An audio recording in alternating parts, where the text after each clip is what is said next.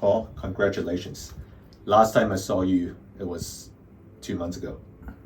Today, Right. you are the bar chairman. That's right. Since yesterday. Since yesterday, yeah. And I hope I can edit this in supersonic speed, meaning it will come out tonight. Oh, wonderful. Yeah. But I won't tell you what I put at the back. We have a green screen. It could be the Sphinx or Niagara Falls or Big Ben. Yeah. Right. Well, last time we talked about my book. That was the main subject, and I'm still keen to mention it so that people know about it. Yeah. It's the only worldwide history of peaceful demonstrations, and I think it's very relevant to Hong Kong, and it was actually Hong Kong that inspired me to write it. Okay. You wrote 2 books actually before, right? Well, I wrote an earlier book, and I wasn't happy with it, so I went back and wrote a second version, and that is this English version, Raising Show Freedom's people. Banner, Yeah. How Peaceful Demonstrations Have Changed the World. And the Chinese one? And then it's just been translated into Chinese with the title Hon Wai Ji Yao, Defending Freedom, but it's the same book, but with a chapter updating it right up to 2020. The other book came out in 2015. And so I cover last year's protest movement and say what I think about that.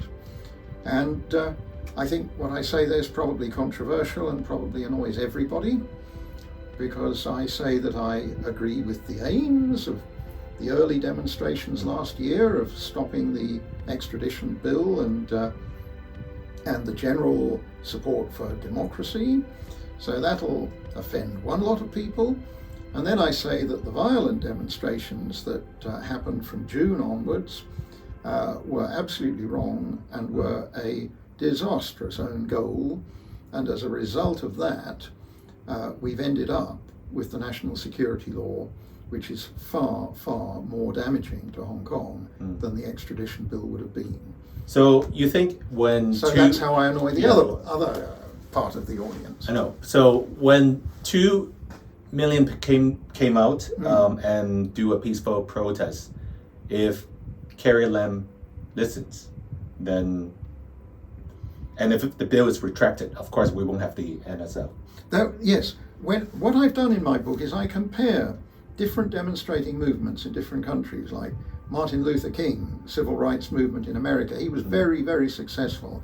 What was his secret? How did he do it? Gandhi, well, he was successful, but there were very unusual circumstances. His techniques have serious limitations. The suffragettes who got votes for women in Britain, well, they tried different techniques. Some of them were more successful than others.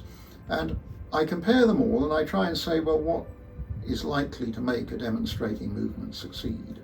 And organisation, of course, good organisation, powerful use of symbols, but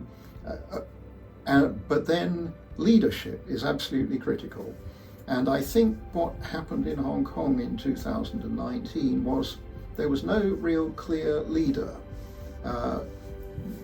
There were influential people, but there was no one equivalent to Martin Luther King, and a leader would have said in June, after Carrie Lam finally suspended the bill, a leader would have said, okay, now we calm down and we see if we can negotiate and make sure it's permanently removed. It was because it was leaderless, the demands became more and more intense, and people became more intransigent. The sort of most extreme voices tended to take over, and it degenerated into something that alienated a lot of people who might have been quite supportive to the initial demands. This is what happened with the suffragettes when they turned to militancy in 1910. And it's what happened with the Chartists in 19th century England. And these are patterns that you can see across the world. And I'm sorry to say that what happened in Hong Kong followed that pattern. Well, we can't change back history. So what happened. I guess the more pressing issues now is with the NSL that's being enacted for over 6 months now. A lot of people were arrested.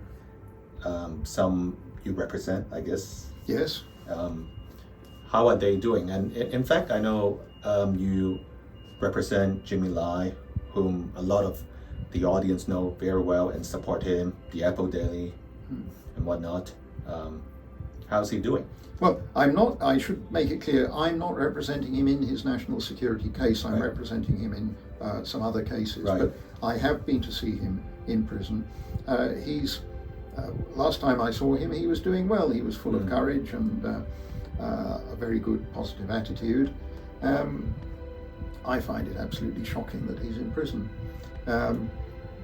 The judge who dealt with his bail application and who granted him bail said the evidence against him is thin, and it seems to be just his own comments and opinions and nothing more.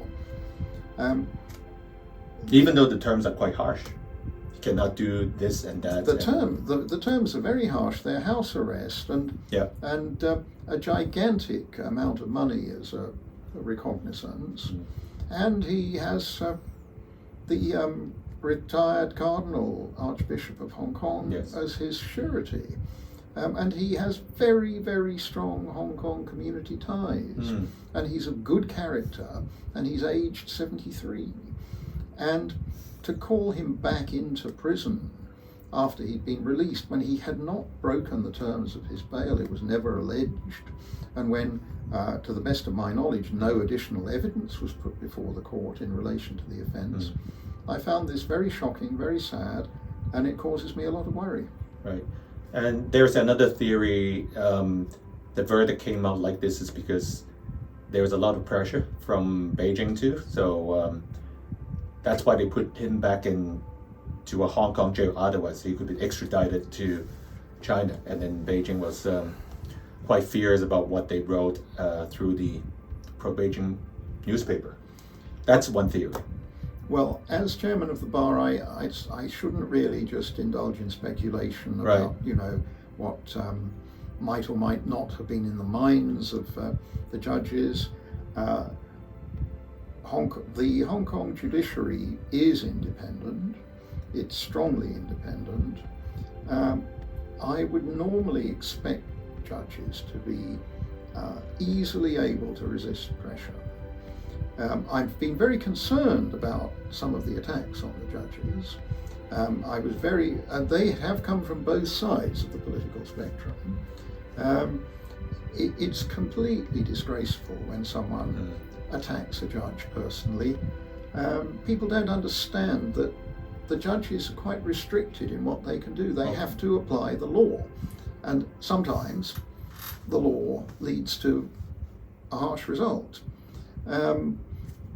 They can't speak out in public to defend themselves. In fact, it is to some extent my job and the job of the Bar Council to speak out against these attacks on the judges, because the judges can't speak out themselves. Obviously, everyone will be wondering, was there any element in this decision that was to do with thinking that if Jimmy Lai was released, something even worse might happen to him?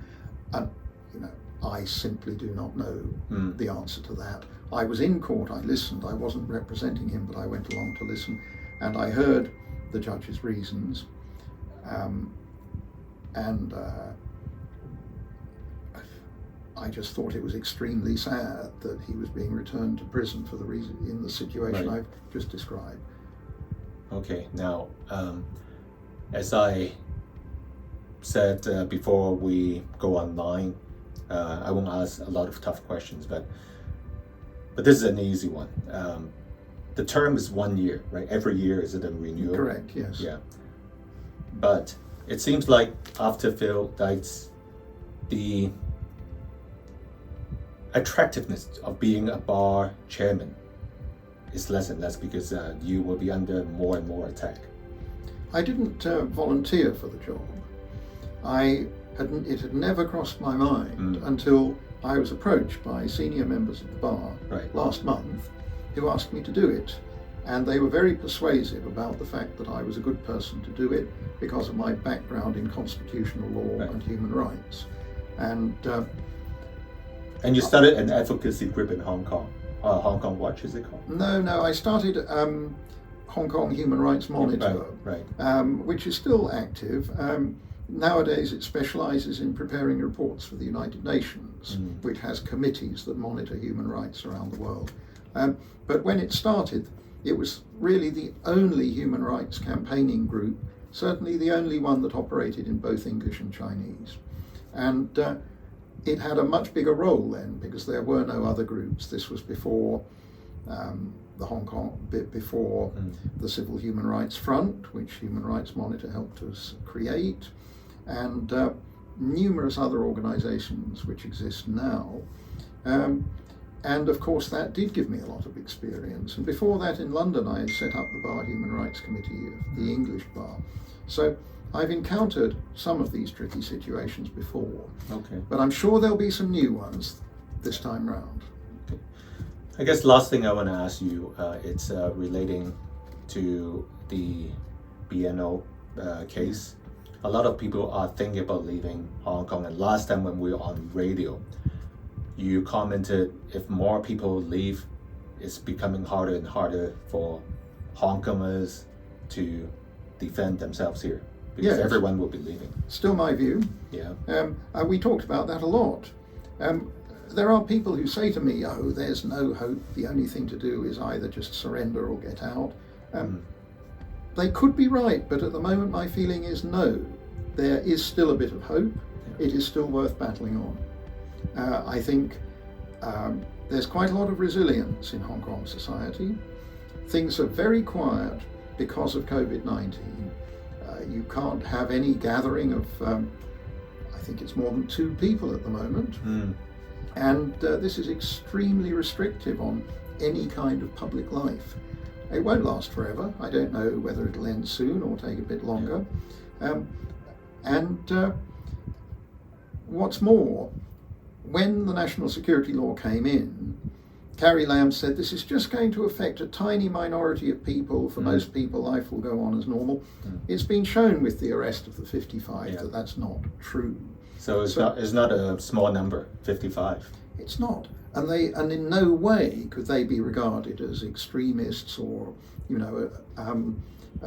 dangerous people. Ordinary people, basically. Yes, that's right. And I think this has made more and more people who were initially willing to accept the national security law feel, no, this has gone too far, something is wrong here. Now, as chairman of the bar, I said in my interviews yesterday, I'm going to try to explore, if the Bar Council agrees with me, I only act on official matters with their approval, to explore whether there is any scope for any modification of some of the most objectionable provisions in that national security law. I'm not against a national security law in principle, because most countries have them. Yeah. But the provisions that say that certain officials are above the law, that their actions shall not be challenged in any court. To me, this is unacceptable. Hong Kong's supposed to have the rule of law. They're not essential for the working of the national security law. And I want to see if there is any flexibility to modify some of those provisions. And I mentioned yesterday that at the moment Hong Kong is suffering because extradition has been suspended from a lot of countries. This is very bad for Hong Kong. It means that criminals from Hong Kong can flee to a place from which they can't be brought back. It means not just Taiwan like it was before, but United States, Britain, Australia, etc. And criminals from those places can flee to Hong Kong. Some of them may be Hong Kongers. A Hong Konger might commit a murder in London, come back here, can't be extradited. No one wants that situation. So it seems to me there is a win-win situation if modifications can be made to that law to the extent that these other countries say, all right, we're satisfied the rule of law continues, and we'll lift the suspension. Now, I may be met by a total brick wall. I may be told, not interested, no changes. If that's all you've got to say, goodbye. But I'm going to try. That means talking to the drafting committee of the NPCSA? Well, no, initially it means talking to the Secretary for Justice, who normally has quite a close relationship with the chairman of the bar, but I don't know Teresa Cheng at all.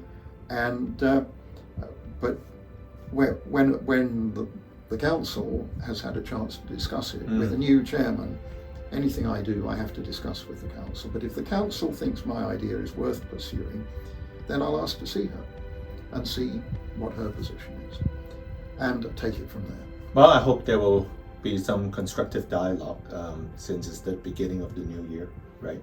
And there's still hope in Hong Kong. Let's hope so. Otherwise, we won't be here. That's right.